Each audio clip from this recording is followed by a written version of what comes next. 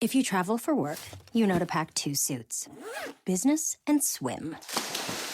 You know with your Delta SkyMiles Business Amex card, buying that plane ticket for a business trip can get you closer to medallion status. You know that a meeting in Montana means visiting almost every national park. Yellowstone? Check. Because you're the chief excursion officer. It's why you're a Delta SkyMiles Platinum Business American Express card member. If you travel, you know. Terms apply. Visit go.amex/you-know-business. In American lore, there is a legend of the Hamburglar. Quite the mischief maker, Hamburglar is known for stealing McDonald's hamburgers from the plates of the unassuming. Some have claimed recent sightings since McDonald's burgers have juicier patties, perfectly melted cheese. Rumble, rumble. Did you hear that? Guard your plate. McDonald's burgers are hotter, juicier, and tastier than ever before. Comparison McDonald's classic burgers to prior burgers. Introducing the second best buffalo thing, Cheetos Crunchy Buffalo. Nothing beats buffalo wings on game day, but with a tangy and cheesy buffalo flavor, Cheetos Crunchy Buffalo is proud to be the second best buffalo thing. Grab Cheetos Crunchy Buffalo today. Luxury is meant to be livable. Discover the new leather collection at Ashley with premium quality leather sofas, recliners, and more, all built to last. No matter how many spills, scuffs, or pet-related mishaps come its way, the leather collection at Ashley is made with the durability you need for the whole family. Shop the new leather collection at Ashley and find chairs starting at $499.99 and sofas at $599.99. Ashley, for the love of home. When it comes to teaching kids and teens about money, practice makes perfect. That's where Greenlight comes in.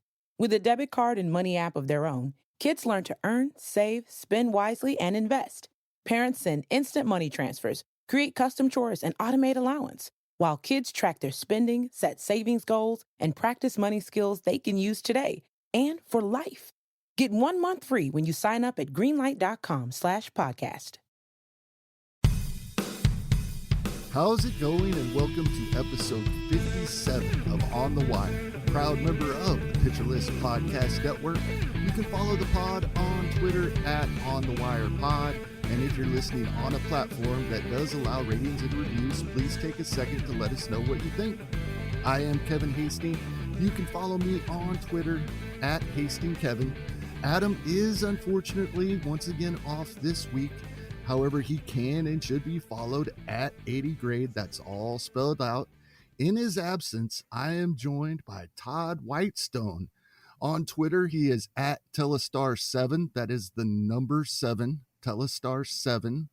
He is a contributor at SP Streamer. He does specifically a weekly in-season NFBC main event review article that is absolutely wonderful. He's been doing that at least last season and this season that I know of for sure.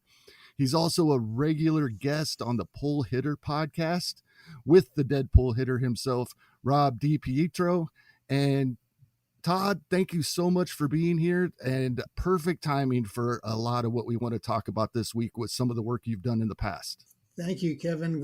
Glad to be joining you again. We did this last year, and I enjoyed our conversation, and hopefully we can give the people some ideas of players they can look at to pick up for their fantasy team. Yeah, absolutely. 3 full weeks of the MLB season under our belt. This is actually our 5th FAAB cycle we're going into tomorrow night. So that really leads me right into something I want to bring up even before we get to our news and notes that we typically do first, because I think this is just perfect timing for a lot of what you've written about. A lot of what we talked about last season, it was after the fact, but this year we're leading up to this point that you have found through some thorough research you've done that this is some pretty important timing as far as FAAB in our fantasy leagues goes. That's right, Kevin. Yeah. So last year in the main event, people spent really generously, let's say, right out of the box.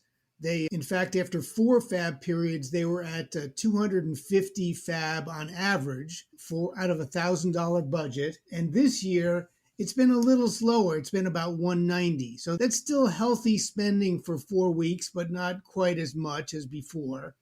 And what I found, which is what you're alluding to, is that last year people really spent, and then all of a sudden they got religion about week 5 that they couldn't keep going at the rate they were spending, which was about $60, $70 a week at the beginning of last year. Now, my cohort, as you mentioned, Rob DiPietro, his theory is that the short 2020 led people to believe that they could spend more higher dollar amounts early, and that therefore the reason that it's lower this year is that they've had a year to adjust back to a full 162 game season. But whatever the reason, I still believe that the general approach is still the same. People tend to feel like $1,000 of FAAB is a lot of money, that it's okay to spend $100 on a target in general, and they end up after week 5 or so reassessing their amounts and saying, I got to pull back a little bit and be a little tighter. So my theory, and we can see if it's borne out this year, is that if you hold back after the first 5 weeks and then increase your bid slightly, so let's say you have $800 or $900 of FAAB and you can go up to now $40 a week, you can start to get more and more of your targets as these other people pull back. So I think it's a good lesson, even for people that have spent heavily. You want to pull back and be a little bit behind the people in your league so you can just get players a little bit with a little bit higher bids and still not deplete your entire amount. Yeah, that is awesome. I remember this from last season. It made so much sense to me.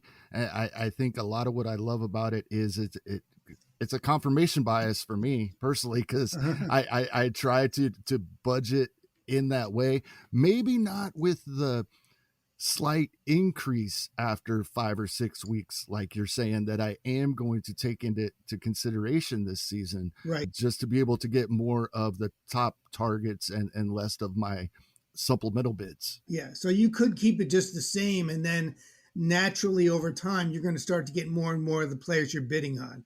You don't have to increase it, but you can, especially if it's a player you really believe in and really think will help your team. And it's week 6, 7, 8. You can start to do that. But yes, the whole thing is try to keep it within limits. Try not to be in July with $200 left, because then you're really limited and you're going to just get the players that the other people in your league allow you to get, which is not the way you really want to do it.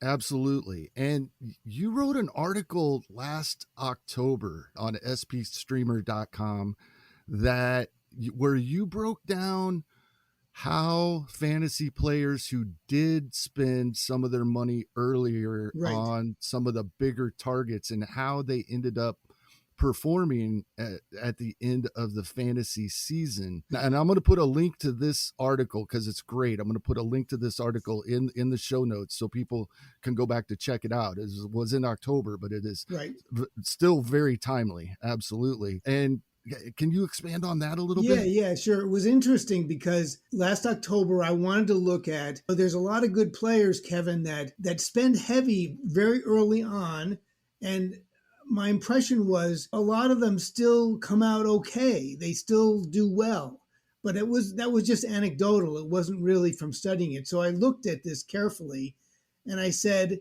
what do I want to analyze? I analyzed the widest pickups in the main event. So was a finite group of teams, but very good fantasy players in there. And all the top 10 pickups that were over $100 of FAAB. So it was generally the bigger players, generally the players that everybody was competing for. And I focused my attention on only the ones in the first 10 FAAB periods up to May 30th. And the reason I did that is that, again, and you can say if you agree with this, but I thought after May 30th, if you still have a lot of money left and you bid high, it's not quite the same thing as April 15th bidding $200, because then you're just in June or July, you're just spending assets that you need to use anyway. So I wanted to see if early spending like this resulted in a better finishing position. So I didn't really know how this was going to turn out. And just to summarize the results, and people can look at the article and see, but the results were that the early spenders did worse in terms of finishing in the top 5 in the main event and the top 3, and the top 3, by the way, is the cashing positions, than the players that did not follow this strategy at all. So it was, I think I put the percentages down. 25.4% were finished in the top 5, and you'd expect 33% if it was just random, because and then only 13% were in the top 3 cashing positions. And again, you'd expect 20% to be in those spots if it was just a random event. So they did worse. And then I also followed up and said, okay, what if you were Phil Dussault and you knew which players were good? I don't know. And Kevin, I think you don't always know, but no, absolutely Phil not. seems to know anyway. Yeah. So if you knew, and you said these were the 6 players that turned out to be the best ads, and how did those teams do that spent a lot of money to get them, but they got the right players? And even then, it didn't help them more than a random sample. So my conclusion was it wasn't a good strategy generally. I think what you can say about it is it's more of a gambling strategy. If you make the right $250 addition and you hit on it, you might say, I'm going to vault myself up in the overall standings, and it's a gamble. It's not, but in terms of odds, generally, it's not a good bet. But you could say, I feel like this guy is really going to help me. So, for example, Lou Trevino last year was a really good acquisition early. He held the closer job for quite some time. And the players that got him did get a boost. But again, it didn't seem to help overall. It didn't seem to improve their finishing position in general. And there's a lot of other decisions, start and sit decisions. There's other acquisitions, all kinds of things going on. But just looking at those teams, I was not impressed with that strategy. Yeah, I couldn't agree more. And I just sit here, and when I read the article, when I read it in October, when I reread it this week, when I hear you talk about it, I just sit here and nod as I'm reading or as I'm listening to you. I agree 100% with what you have found here. I also think one thing I try to remind myself, and I bring it up in my article from time to time, and I try to bring it up here on the show from time to time, is sometimes we like a player, or there's a player we think can help us, and we forget the fact that we don't have to have them. Right. Just because we like somebody, or even if we did know, like you said, if we were Phil Dussault and we knew what this player was going to do, it still doesn't mean we have to have them. Yeah, and it's the same thing in the draft, Kevin. In the draft, you get to round 12 and there's 3 players you like, and you might like one of them the best, but you can still win with one of the other 2 guys, and maybe even with none of those 3 guys. So I think we get ourselves wound up on the FAAB day and say, geez, I really want to get this guy, and I think somebody might bid 100, so I'm going to bid 150 or something. And it may not be the best decision. Again, everything is different. You got to look at your team. Maybe you're desperate for a closer or something. But I just would caution people that it's generally not proven to be a great strategy. At least last year's main event, which I like looking at the main event. That's my article every week. But it's a group of good players. They stay engaged most of the season, and they're generally making good decisions. So I feel like it's a good place to analyze this sort of thing. How does this spending help you or not? Yeah, absolutely. And I would like to point out the percentages of those that did spend earlier are lower than what a random percentage. They're not zero. It doesn't mean it can't work, but it does mean last season, it panned out for players less than just a random sample would have. Right. There are some good players that really spend early. And I feel like part of the reason is they have a lot of teams, they have a lot of FAAB teams, and they're going to focus their energies on the ones that sort of break out of the box quickly. And so this isn't the way I would play it, even if I had more teams than I do, but they want to try to hit on a certain number of them and then really ride those teams. Look, NFBC, which is where I play, is a lot of money even for the online championship. And I just don't like the idea of 3 weeks in having $350 of FAAB left. And for most or of us, even spent at that point. For most of us, it's you want to commit yourself to playing as well as you can through the whole season. You don't want to say, let me give it a 3-week shot and see what happens. But again, I feel like there's many ways to play. There are people that won an entire league or did very well in the overall by spending early. I'm just telling you what I think is the best strategy in terms of overall odds. Absolutely. I agree 100%. Let's get to those news and notes that we usually open the show with, but I wanted to get this out there ahead so people could be thinking of it as we start going through some of these notes. A couple of things that happened this week that may affect our FAAB. There were some bigger stories, but I don't think Ronald Acuna Jr. coming back is affecting anybody's FAAB bids this week. No. Roman Quinn is back in Philadelphia. Bryson Stott was optioned early this week. Roman Quinn already stole 2 bases in his only start. Unfortunately, his starts will probably only come versus left-handed starters. Is there enough potential with the short side of a platoon and probably some late inning pinch running to warrant consideration on deeper league rosters? To me, I would say no. I guess there are possible situations, but it's still early in the season, and there are a lot of guys that I think I would target first to get even if you were focused on steals.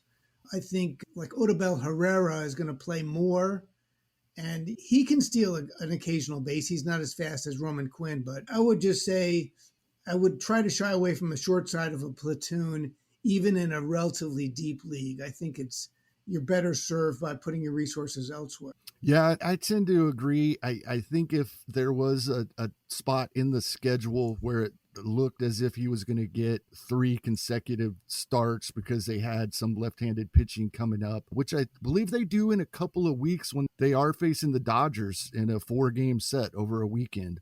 Right. So like 2 weekends from now, if I had an extra spot on my roster, I might add him in anticipation for that weekend, because one interesting thing I found as I was making these notes is 6 of his 8 career home runs against left-handed pitching, that's in only 183 plate appearances. So he does have some pop when he's hitting right-handed as well. Yes, that's interesting. Yes.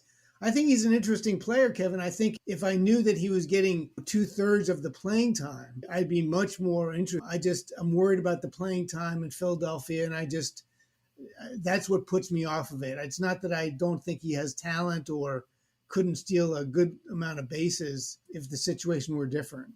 Definitely.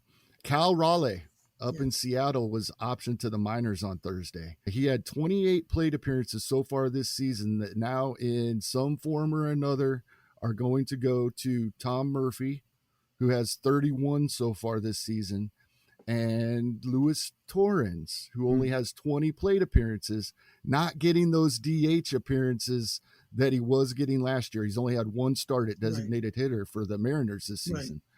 Both of those guys are around 15% rostered in NFBC main event leagues.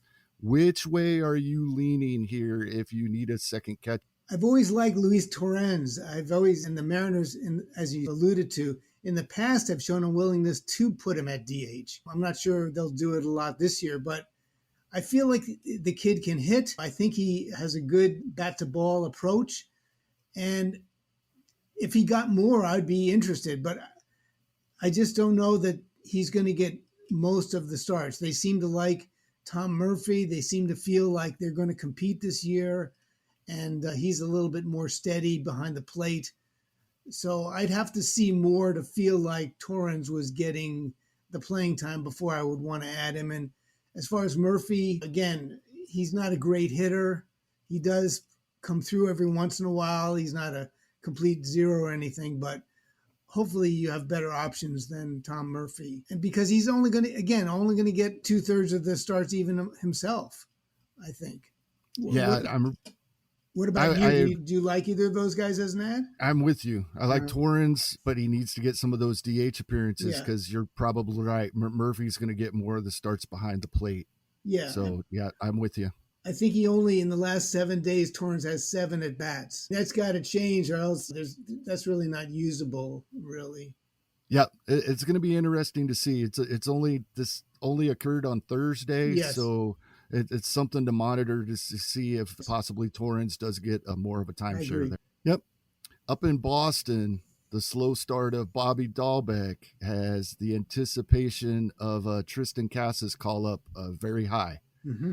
Instead, the Red Sox called up Franchy Cordero and started him at first base on Friday. He went 0 for 4, one start. I'm not reading anything into the 0 for 4. He was hitting .296 with 3 home runs and a stolen base at AAA. Are we back in on Franchy Cordero? If you ever were in, I was at one time, so that's why I'm saying back in here. So was I. Because he has power and speed. He can theoretically do it.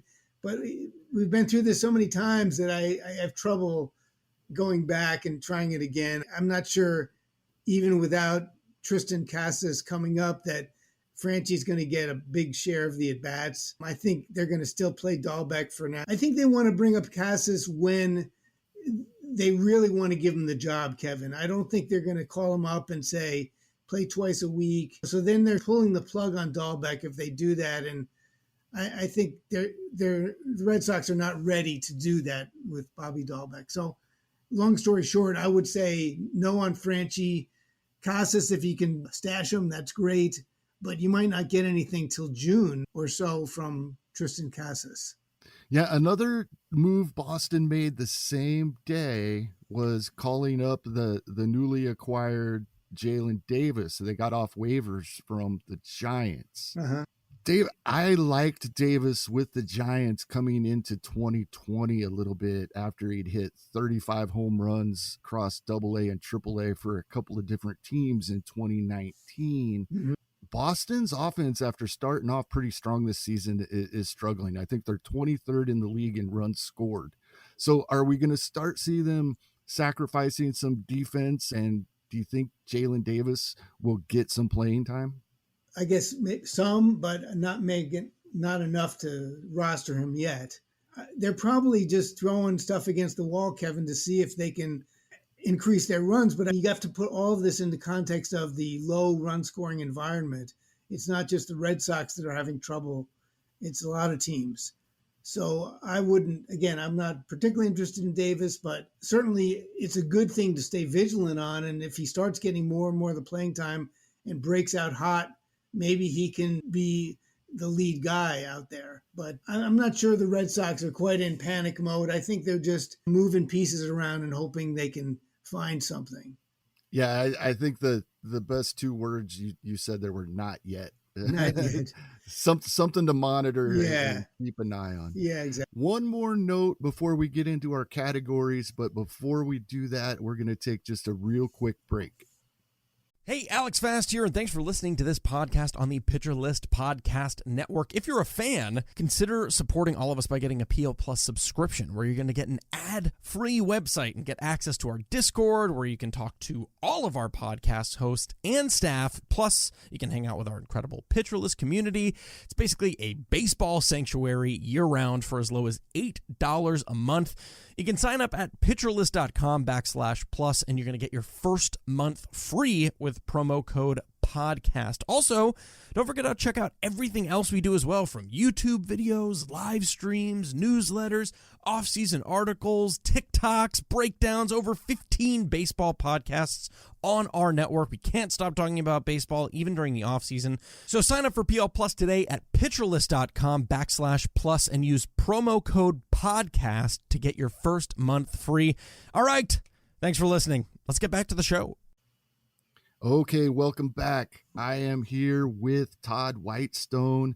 We're talking week 5 FAAB for Sunday nights. And by the way, we are recording early Saturday evening. I don't think that has come up yet, but usually as we start getting into some players for the categories, it will come up from time to time that we are recording early Saturday evening and this coming out early Sunday morning. For everybody. So a note that I had here, and you addressed it in our power hitting category, was that Mike Moustakas has been activated from the injured list. He was hitting and slugging 129 when he went on the shelf on April 17th. Yes. But he's 3 for 8 in his 2 games since returning. Yes. Both in the DH spot. His early season struggles have him actually available in well over half of main event leagues, even 57%. So in shallower leagues, he's probably available almost everywhere. Right. Obviously, you do have some interest here because you had him on the outline for some power. And one thing I want to add when you get into your breakdown here, does it matter to you if he gets to stay in the DH spot or not? Yes. Yes. The short answer is yes. Last year, he was, and even the year before, I believe the shortened season, he was injured most of the time. He had calf issues and all kinds of leg problems. I don't think he's great in the field anymore. He was passable maybe 3 or 4 years ago. But yes, if he can get most of the DH spots, which wasn't available as a National League team last year, then I think he is more likely to stay healthy. The Reds obviously need some hitting. They're desperate to just win a game. And so I think he should get regular playing time. It's a good hitter's park, and he's shown it in the past. I don't think his power has gone anywhere. And the most recent injury was a biceps injury, so it wasn't like a big leg problem that's going to hold him back, I don't believe. So, again, he's not a great average hitter, but in today's environment where the major league average is 232 or something, I think that he's not that big of a liability. And if you can spot him against right-handed pitchers, he is a dangerous guy. And I think that he might be batting mostly 3, 4, 5 in the lineup.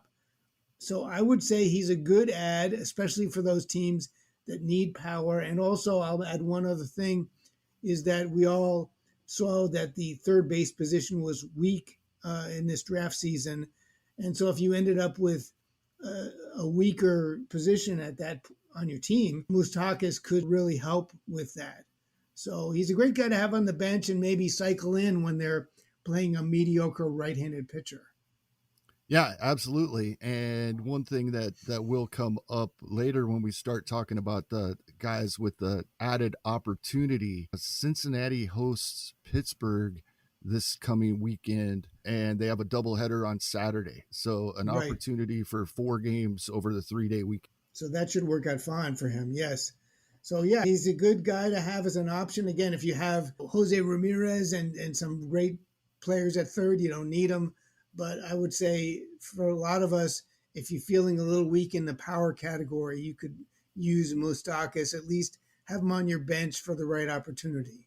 Yep. And he's also a guy that lots of times when they've had a slow start and then they're coming back from injury, we kind of like to wait and see a little bit. But if we're going to do that, we need to wait and see with him on our bench already rostered, because if he has a good week and he wasn't picked up in those leagues, the price will skyrocket. Exactly. So if he doesn't do much this weekend, you might be able to get him for cheap. And then, like you said, if he hits 3 homers, then you're going to have real trouble adding him for any reasonable number. So again, it depends on your roster, but if you have room, if you need power, I would say he's a good target. You have another guy here that is almost universally owned in the 15-team main event, but is widely available in 12-teamers. Yes. Danny Vogelbach, who's I put down here, Kevin, is a very pesky, small, agile player. No, actually. Typical leadoff hitter. Typical leadoff guy. You want to puts the bat on the ball. No, Danny is, I think he's like 275 or so. So he's not the typical guy, but the Pirates have put him there. I think he's actually helping them, and he certainly can hit right-handers for power. He certainly can help fantasy teams with home runs. I think he's a good guy to target, especially, again, depending on your needs at first base. But he's not universally owned, even in the 15-team main event that I follow. And if you're playing in a 12-teamer or less, you certainly can get him. So I would take a look at Vogelbach. If he's batting leadoff, he's going to get a lot of at-bats. And a lot of times, we chase at-bats, we chase plate appearances, and I don't think Vogelbach's going to come up short in that category. Yeah, definitely. That leadoff spot is it's fun to watch when you turn on a Pirates game. I don't know how many people out there are watching a lot of Pirates games, but when you do and you see him come out to lead off the game, it's just fun to watch. Right. Yeah, absolutely. Classic. More opportunities with his power is opportunities for more home runs. Exactly. Definitely. I'd like to add Wilmer Flores, and we don't always, I don't think, really think of him as a power hitter. We know that he does have some pop, but 2020 and 2021 combined, he had 649 plate appearances, a full season, and hit 30 home runs over those 2 seasons. He does have power. It comes with nice counting stats in that Giants lineup. He's got 2 home runs and 75 plate appearances to start this season.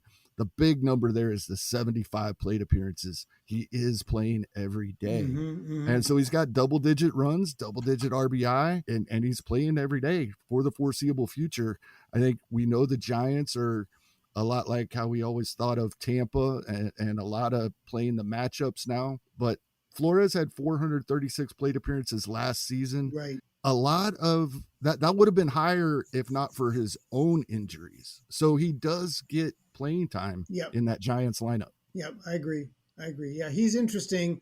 He does draw in. He's like Brandon Belt when Belt is healthy, that they want to play him. They're generally looking for reasons to leave him in the lineup. And so I believe that's a good ad. If you can get him in there, he's a key part of the offense. And the other guys sort of cycle around the main hitters for the Giants. And so I think Flores will be a good ad. I agree with you.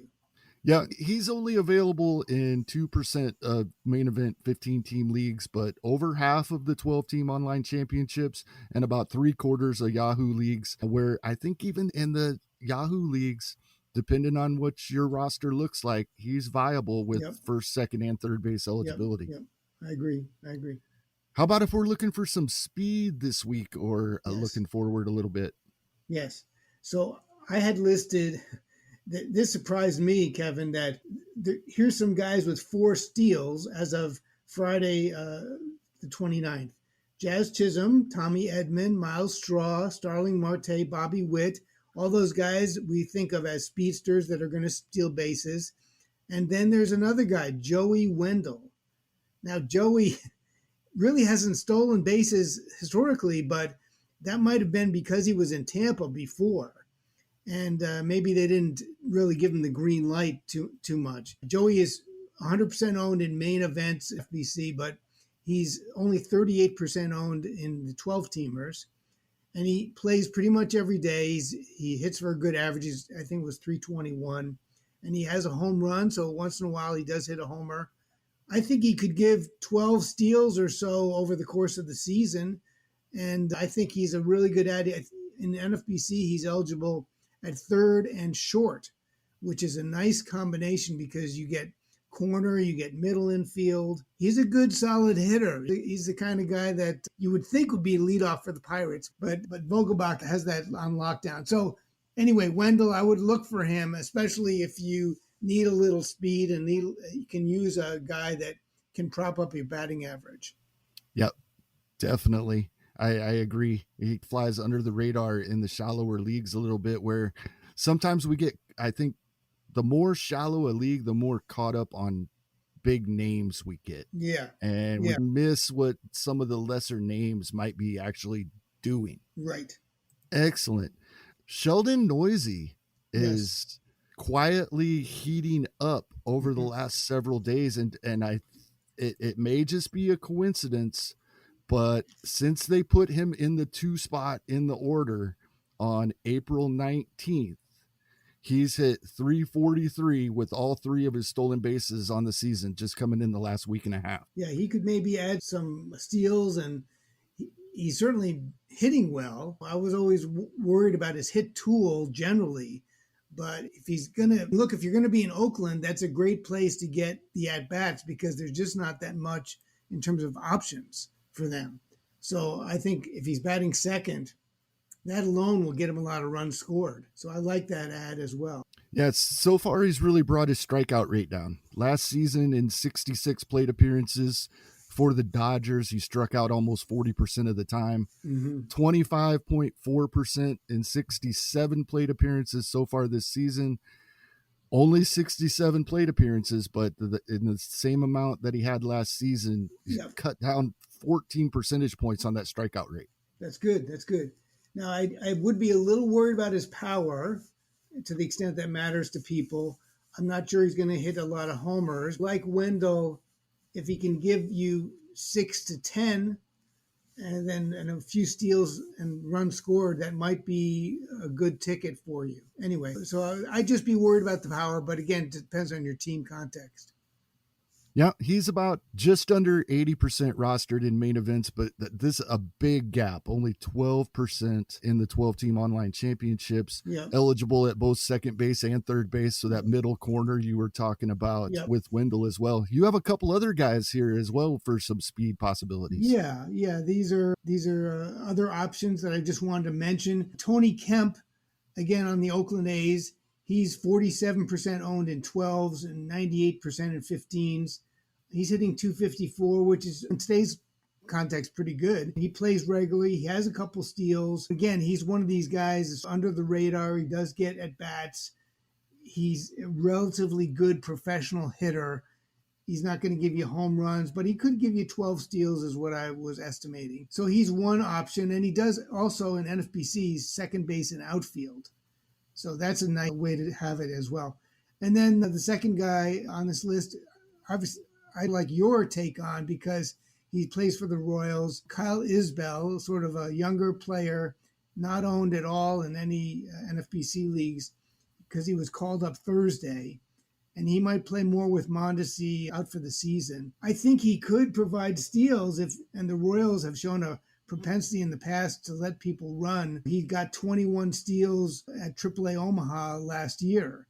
So if they let him go, and he should at least be the strong side of a platoon, I would say that's a great source of steals if he can get those 2/3 at bats.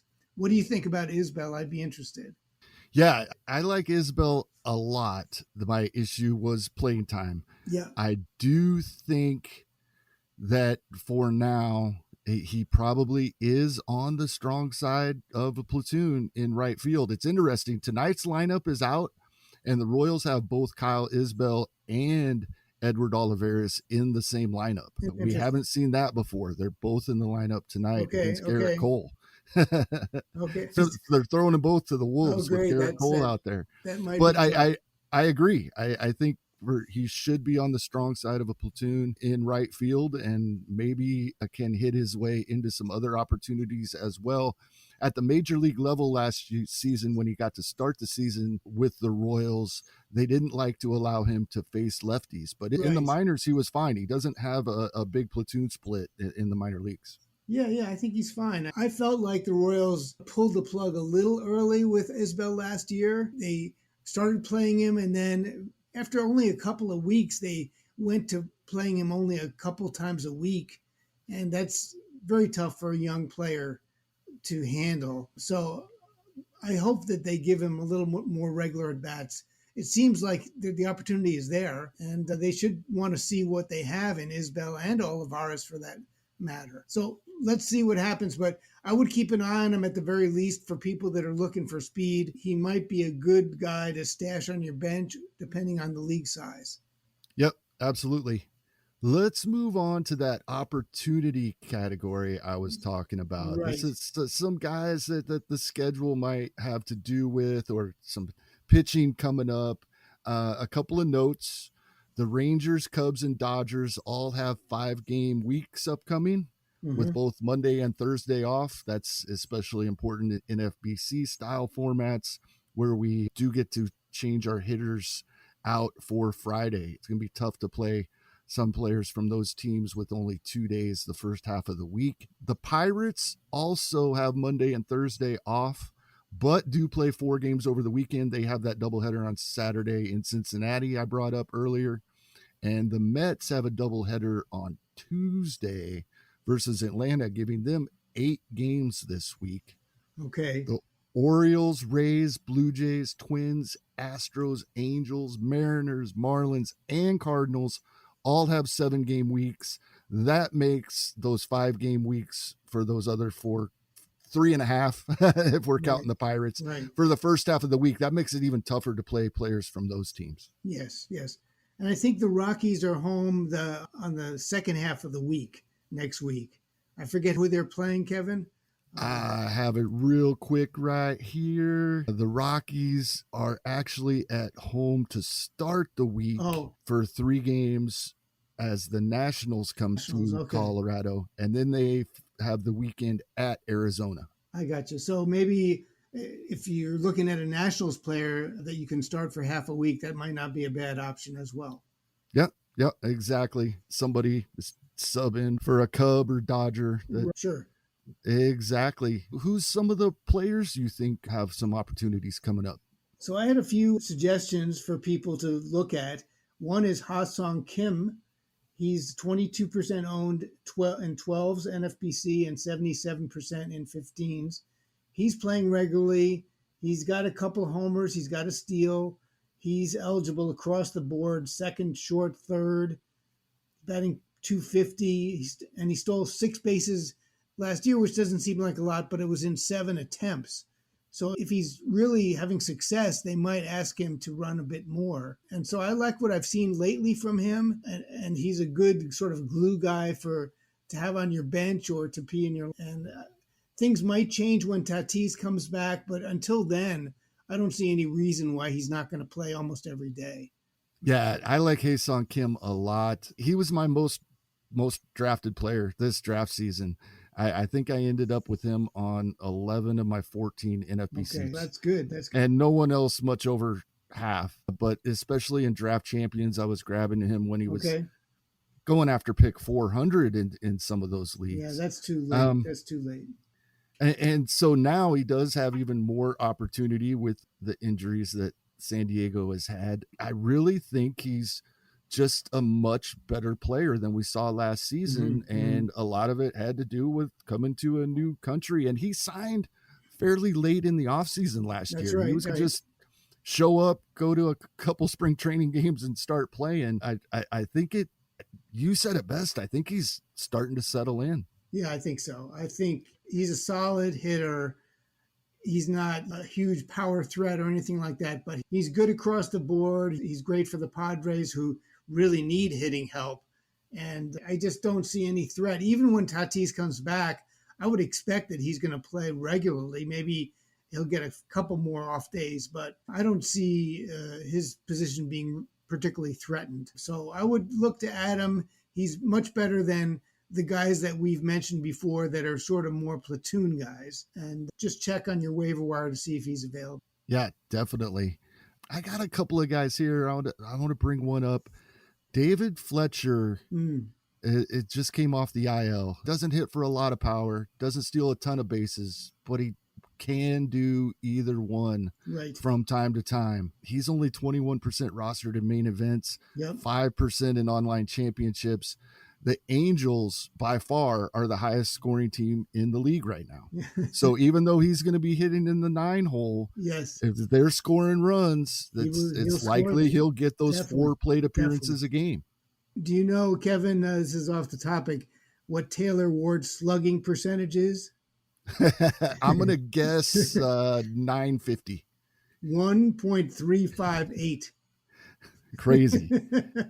Absolutely crazy. Yes, I don't think he's going to maintain that, but I think the Angels do have a good lineup. If Rendon is healthy and a lot of these guys are in position and Trout is in there. The ninth spot is not a terrible spot for Fletcher.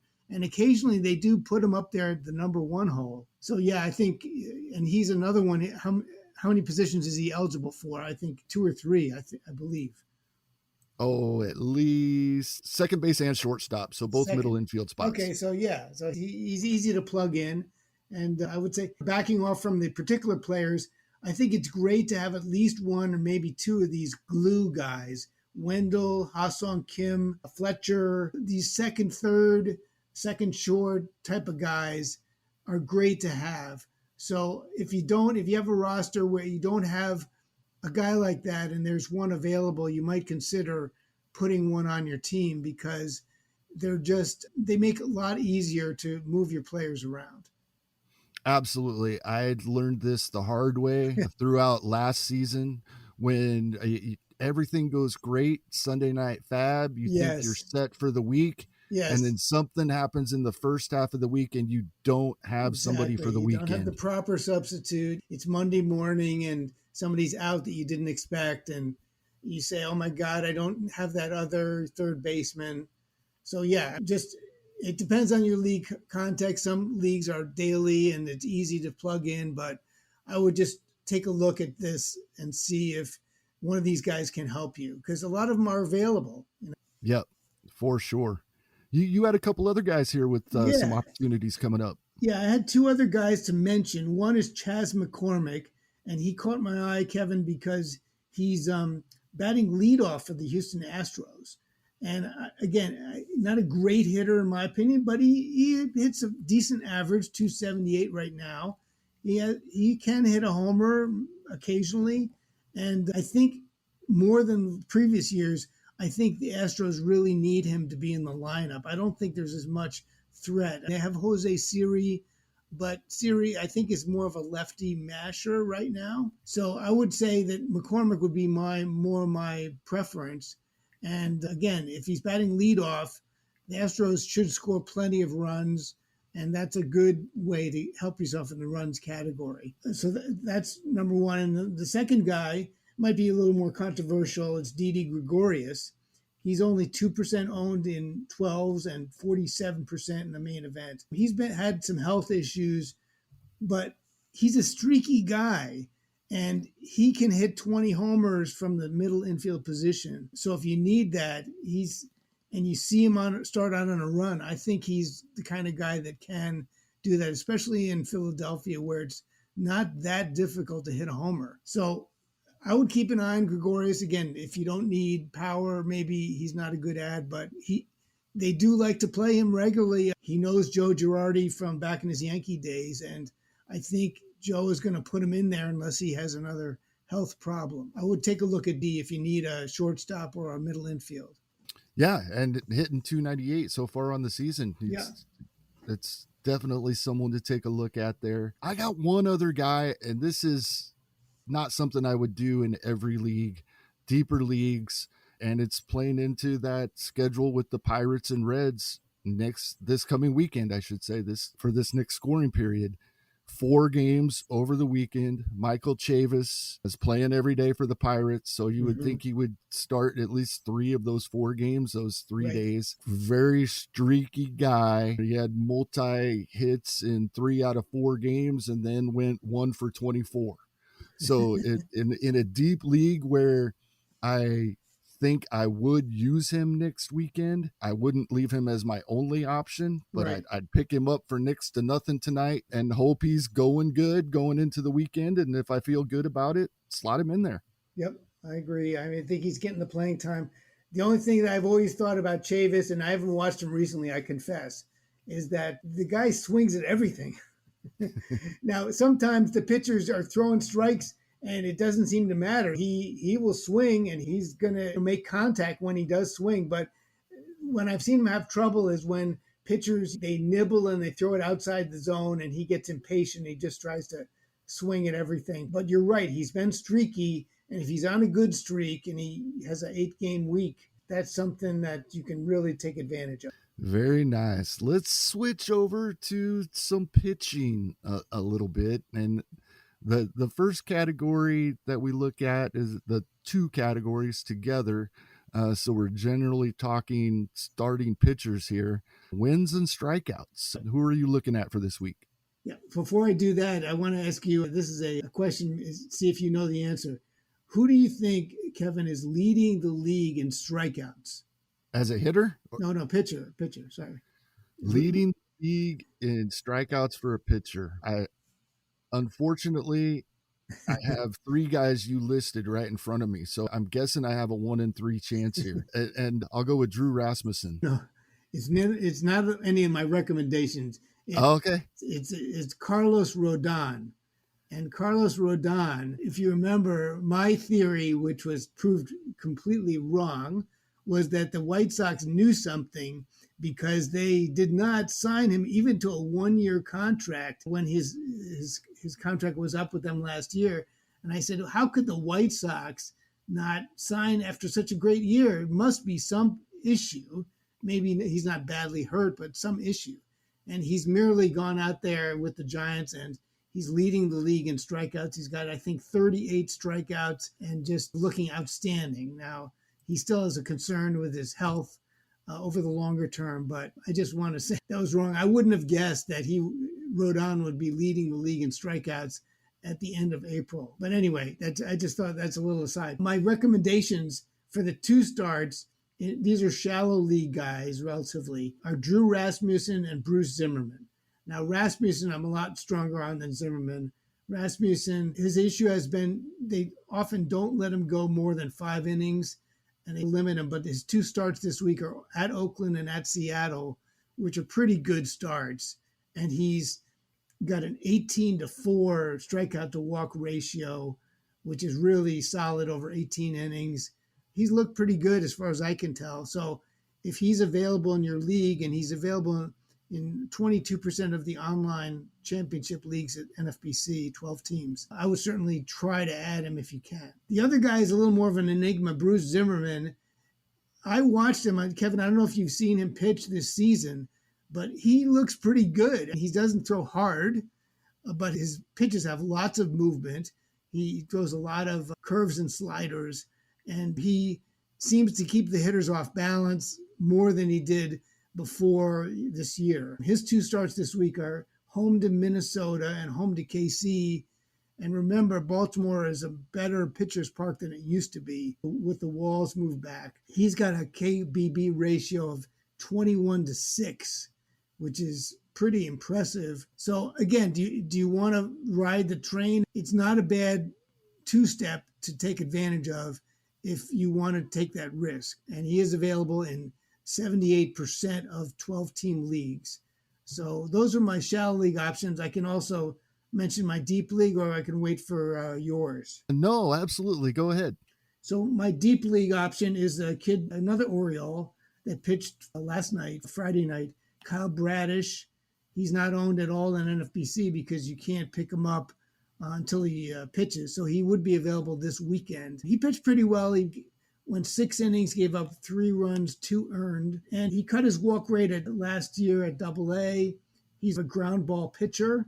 He has a mid-90s fastball. So I think he's a good option. Again, depends on your situation.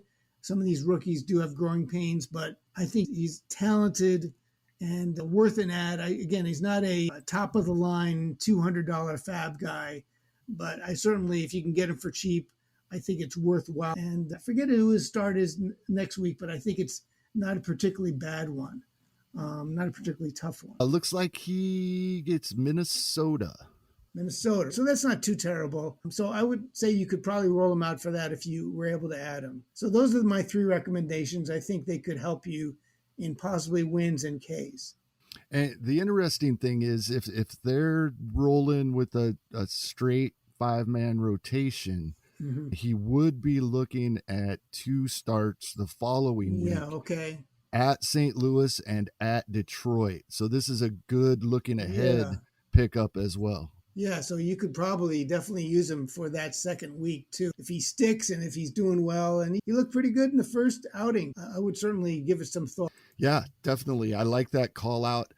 I have to give our guest here on the show 2 weeks ago, Lucas Beery joined us, and I got to give him a shout out because 2 weeks ago, he brought up Daniel Lynch, and me as a Royals fan, and after the ups and downs that he had last season, and after the 6 earned runs that he gave up in his first start, I was very leery of this, but he's gone 11 innings in his last 2 starts, 0 earned runs, 9 strikeouts.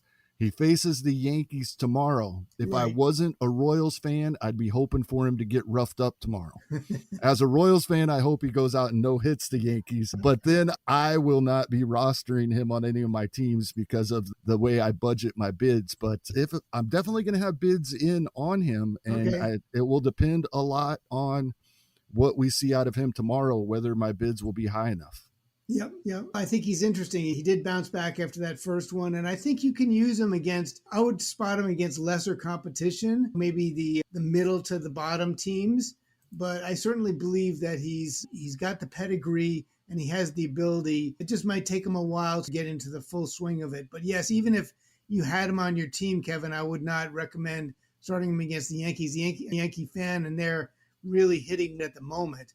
So it might be a little bit of a tough start for him, but who knows? Baseball. Yep, absolutely. The other one I had is someone I was drafting a little bit and ended up dropping. He wasn't the type of guy I wanted to hold on to for a month, but James Kaprielian is back once again. He's got a Sunday start, and that could go either way for us when we're getting ready and interested in a guy for Sunday night FAAB. Exactly. But he's just got several pitches, nothing amazing, but he's one of those guys when I watch him pitch and I'm watching a game, I'm like, he looks pretty tough to hit. Yeah. I think he was in the Yankee system at one time, so I do remember him. And he seems like one of those guys that, like you said, it's really a pitcher. He can't blow it by you, but he knows how to pitch. He's hard to square up. And I believe that he, again, depending on matchups, he could be a good guy to have on your roster as well. Yeah, the only unfortunate thing is probably not going to get a lot of run support, but he's available in 3/4 of main event leagues, and he's only 4% rostered in online championships. I do expect that will change tomorrow. I think he'll be a popular ad, but not necessarily an expensive one. Yeah, I agree. I agree with you. How about if we're looking for some ratio help? Yeah, I put a couple relievers down, long relievers, which is my strategy, Kevin, to try to roster these kinds of guys. And the 2 that I came up with were Michael King, who is a Yankee, so a little biased perhaps, but he's looked really good. He's 18% owned in 12s and 81% in the 15s. He's a long reliever for the Yankees. He's got 13 innings pitched and 20 strikeouts, which is quite a good number. And he's already picked up 2 wins and a save. Again, he's not really in the mix for saves, traditional saves, but he definitely, if there's a starter that has problems in the 4th inning and the Yankees are ahead, he's the kind of guy that they would bring in and could get the win because he's just good for 3 innings and they trust him. So he's definitely a guy to consider. And then the other one was Keegan Thompson, who's a Cubs long reliever, and he's also looked very good. 17 strikeouts in 16 and 2/3 innings. He's also got a couple of wins. He's only 5% owned in 12s and 32% in 15-team leagues. Both of these guys, again, it's good to have one of these guys the same way you have one of these multi-position hitters. It's good to have one of these long relievers so that you're not throwing out a starter against Colorado in Coors Field or Toronto or something when it's really rough. You can put in one of these relievers and maybe they get almost as many strikeouts as a starter would get. Absolutely. Yeah, Adam and I love these types of guys. We bring up someone like them almost every week.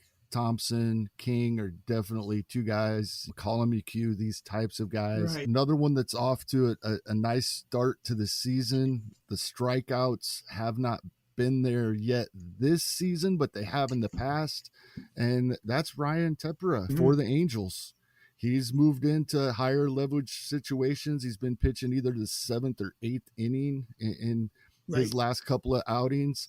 3 of his outings are for more than 1 inning, and he gives us a nice ERA, nice whip, and just same thing. same type of guy. I think there's a whole bunch of these guys out there, and we do bring up specific ones most weeks.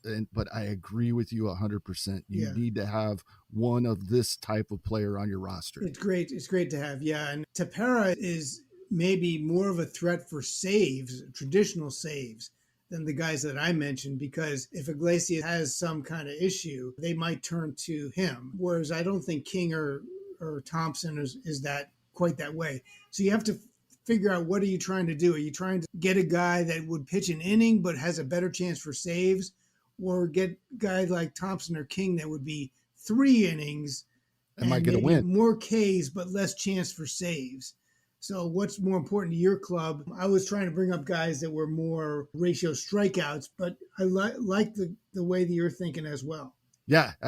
There's so many of these guys, and even the well-known ones aren't highly rostered. The great thing about them is if you're in a roster crunch, you can let one of these guys go. Right. And you have a good chance of getting them back when you want them. And if not, you can get someone that's similar. Yes. You don't have to be like, this is the only guy that fits my need.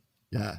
So you brought up the S word. That's just been over the last few seasons. This has gotten more and more frustrating each year. We're talking saves here. That almost all of the guys that we think have a really good chance at moving into a closer role are stashed by somebody. Sure. In many of our leagues. So who are you looking at this week if you're in need of saves and don't necessarily have them on your roster, and you're looking for someone that may come into? I tried to limit myself in answering this one to players that were under the radar, because I think Jorge Lopez in Baltimore and some of the other guys that are getting occasional saves are all rostered in the 15s. So the guy that I landed, was Ryan Helsley. He's a Cardinals pitcher. He's only 3% owned in 12 teams and 43% in the main event. He hasn't allowed a run yet this season, and he throws like 98, maybe sometimes over 100. And I think he's clearly a top reliever for the Cardinals. So Gallegos is, I think he's the closer, but I don't think it's like Josh Hader type closing situation where there's just no doubt who's going to get the save. I think Helsley, if he keeps pitching like this, could get some of the opportunities. So I would say he's a good ad. He's a good guy, depending on how many closers you have to speculate on, put on your bench, or maybe you can put him in the lineup too. And Tepera that you mentioned, he could give you help on the ratios and strikeouts and save you from starting a mediocre situation at the starting pitcher. Yeah, absolutely. Like Adam likes to say, he won't hurt you, and he could help you even more than you're hoping for, depending on what transpires throughout the week. Exactly.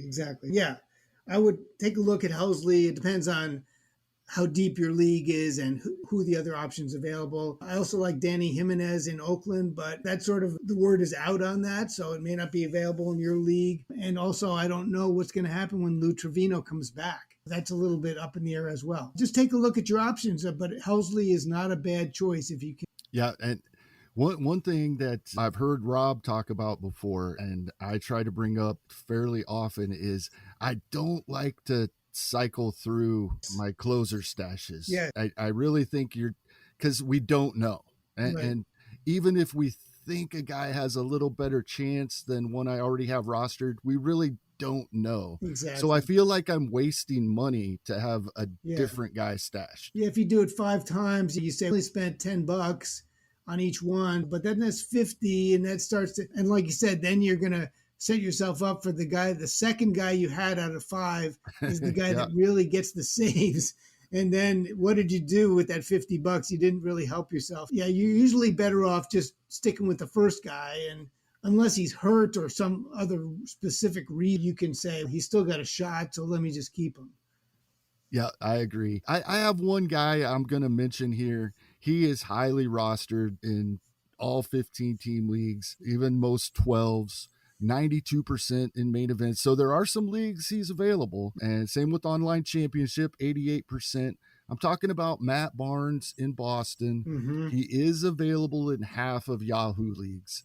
That's why I'm bringing him up.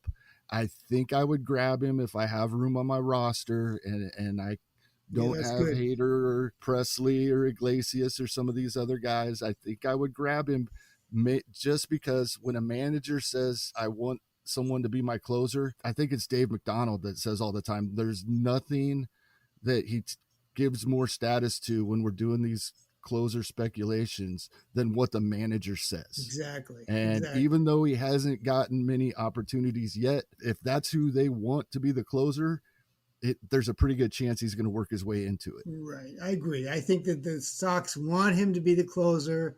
So if he can handle it, he's going to get multiple chances to do that. And that's what you want. You want your guy to be able to have a leash. And I think Barnes has that leash. So even though he's not really getting the saves now, particularly, I think he'd be great to put on your roster.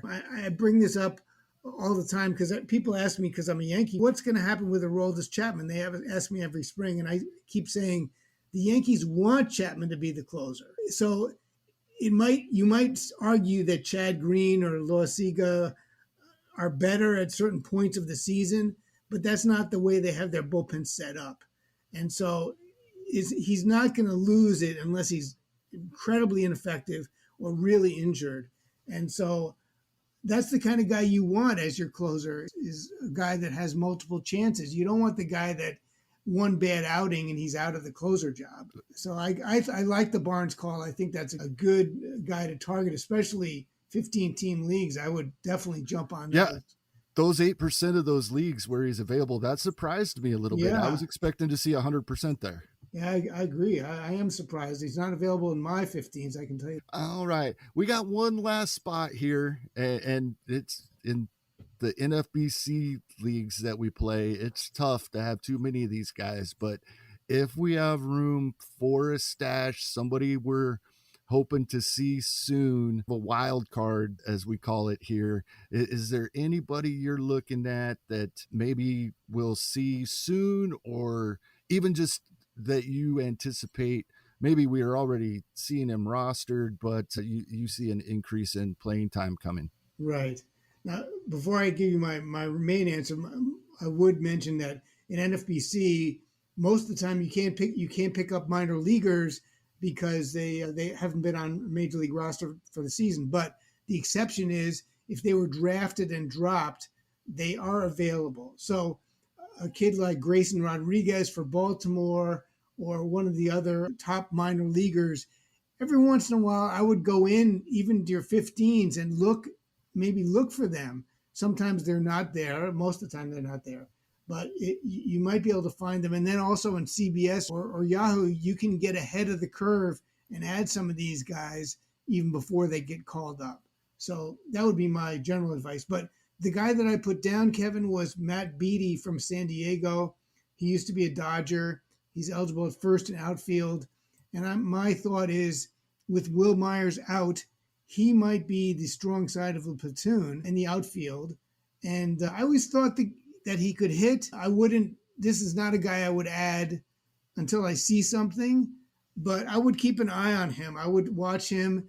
If he's getting regular playing time and he is coming out of the gate strongly, I think that he could really figure into the San Diego outfield, which they need help there. It's not like they have tons of people to turn to. So again, it's just a thought. I think there's opportunity there, and that's where you want to look. You don't want to look at the place where they're 6 deep and there's a lot of talent all over the place. So that was my idea, but I wouldn't add him right away, certainly. I think that's a great call. As we're recording here early Saturday evening, the Padres and Pirates are just getting underway, and he is once again in the lineup playing right field, hitting 7th against a right-handed starter for the Pirates. Yep, he could produce. So watch the game today and tomorrow, and maybe if he produces, you might feel able to add him to your roster. Yeah, definitely. My wild card is someone that you would have to check and hope that he was drafted and dropped if you are in an NFBC league, where He is rostered 17% of main event leagues and 5% online championships. Max Meyer, we all know about the potential Meyer has for the Marlins. Craig Mish tweeted out this week that Eliezer Hernandez is probably on a short leash. He needs to have a good outing. He gave up 3 runs in 5 innings pitched. Not horrible, not great. It was a 3-run inning, so definitely not great. So we don't know if that was shortened the leash or not, but we know Max Meyer is ready when the Marlins are ready for him. Yeah, he's talented. My main event partner is James Anderson, who's really great prospect guy, and he thinks Meyer is really a good pitcher. And he's not a kind of guy to gush over people unnecessarily. In fact, I'm usually the one that wants to add the hot prospect, and he's usually saying, hey, calm down a little bit. Down. I know when he really likes somebody that it's worth thinking about. So yes, I like the call. Max Meyer, even if you can only bid on him when he's up and available, I certainly would participate and strongly bid. Yeah, and he's only 12% rostered on Yahoo, where you can go ahead and add him now and hope that he's up soon. Yep, that'd be a great call. Get ahead of the curve, hold him for 3 weeks, and maybe you really have something. One last thing before we go, Todd. We did have a mailbag question, and it was in general, it was in the Pitcher List Plus Discord, which I encourage everybody to take a look at. It's great just talking baseball with, I think we're over 1,000 members on there now. I apologize if that's not correct. I'm not making it up intentionally, but I do know we were close. And it's really cool. But Little Piranha said, okay, which weekend podcast wants to tell me whether we should care about Travis Demeritte? So what are your thoughts in Atlanta here? I sort of like Demeritte, Kevin. I'm not sure what you think, but I think he just is not going to see the playing time. Acuna's back, and I just feel like they have enough people. He's going to be the occasional starter, pinch hitter type of role, and I don't think in most fantasy league that's worth rostering. He had a fun inside the park home run the other night, and I think he's a nice player. If he was in a different situation where he could play 5 days a week, that would be one thing, but I just don't see him figuring into the lineup enough. But I do like his talent. Again, depending on your league size and how many players you can put on your bench is a different matter. But I think Acuna is going to prove fairly quickly that he's healthy, and they're not going to be doing this every other day, resting him like they did at the beginning, and they say they're going to do. So I would not be a big fan of, in most leagues, adding Demeritte. What do you think? Well, that was my first thought, but it is interesting to me that he has been in the lineup both games since Acuna has been back. One of them, obviously, Acuna was resting, so he led off. Demeritte did. And the other, he was towards the bottom of the lineup when Acuna was in there on Thursday. Right. So I think it's worth watching because he has some power. 2021, 20 home runs and 300 plate appearances at AAA. And in 2019, 21 home runs in under 400 plate appearances. So he does have the power, and he'll steal a handful of bases. Yep. I agree with you 100%. It's all about the playing time.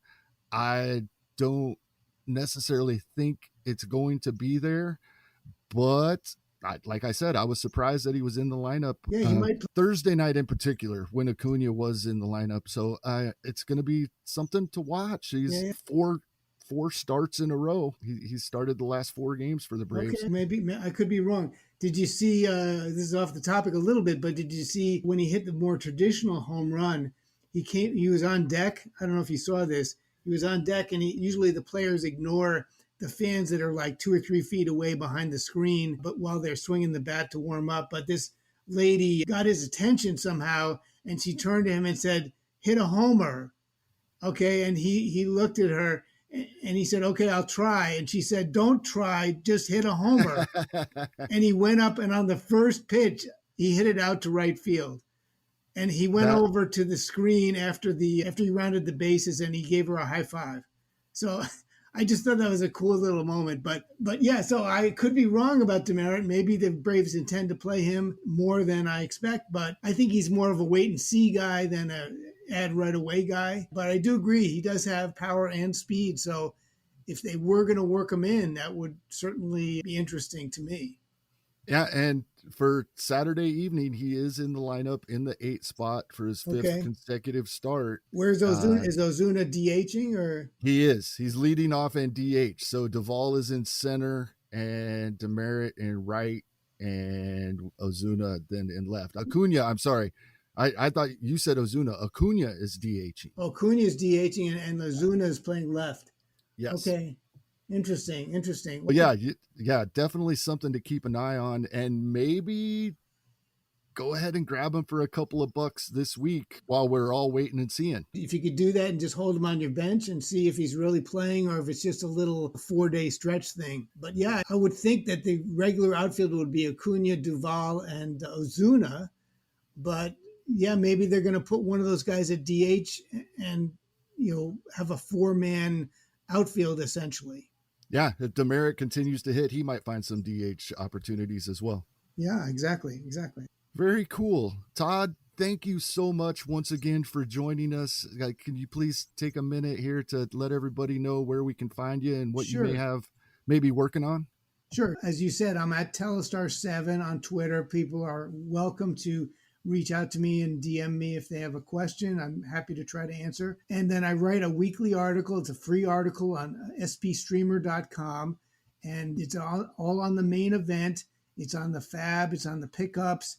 Usually I try to take some angle. This week it's going to be featuring a little bit of information on strikeouts in the main event, how people are attacking and rostering that. And that comes out usually on Monday. And I have an update on the standings because my theory, Kevin, was I wanted to write an article that was a little different, not about players, but about content and follow the contest because the main event is very interesting. It's got some of the top players and you can follow it over the course of the season. And I thought I was going to write about something where the lead would change every week. And last year, Phil Dussault he just took over.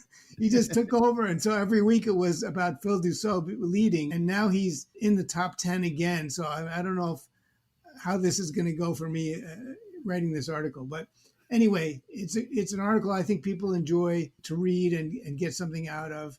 And the SP Streamer site is a really good site. Michael Simeone, he does a streamer of the day, like on Pitcher List. And I think it's got a lot of good writers that do hitting projections and other things. Anyway, I highly recommend it. It's a free site. You don't have to worry about paying for it. So yeah, I'm happy to join you. Maybe next time Adam will be here. You never know. He's a busy guy, but look forward to talking to you guys maybe later in the season and we can catch up and see if this main event FAAB has slowed down or whether it's continued to go as fast as last year. Yeah, we will absolutely hold you to that offer to come back. That is awesome. Look forward to it. And that's going to wrap it up for episode 57 of On the Wire. Please make sure to subscribe, share, and review the podcast wherever you're listening. We'll be back every Sunday with a detailed FAAB breakdown throughout the season. And of course, please keep a lookout for my companion article that comes out on Sunday afternoons on pitcherlist.com. We have new episodes every day all across the Pitcher List Fantasy Baseball podcast feed and a Pitcher List Gen Baseball podcast feed, things that aren't as much fantasy related. Right. And they're available wherever you listen to your podcasts. You can follow myself on the Twitter at Hasting Kevin. Adam will be back next week. He is at 80 grade, all spelled out. Once again, Todd is at Telestar7. And of course, you can follow the podcast itself at On the Wire Pod. Thank you so much for listening. And with that, we bid you goodbye.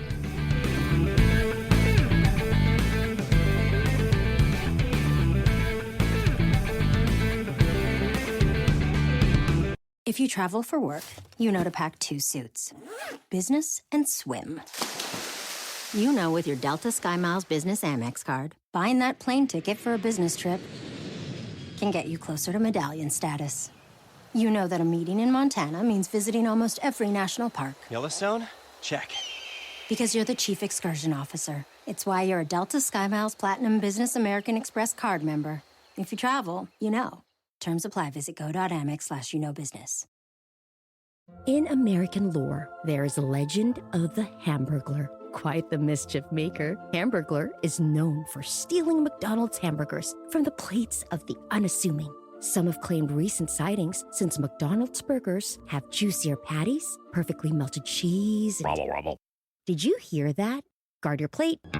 McDonald's burgers are hotter, juicier, and tastier than ever before. Comparison McDonald's classic burgers to prior burgers.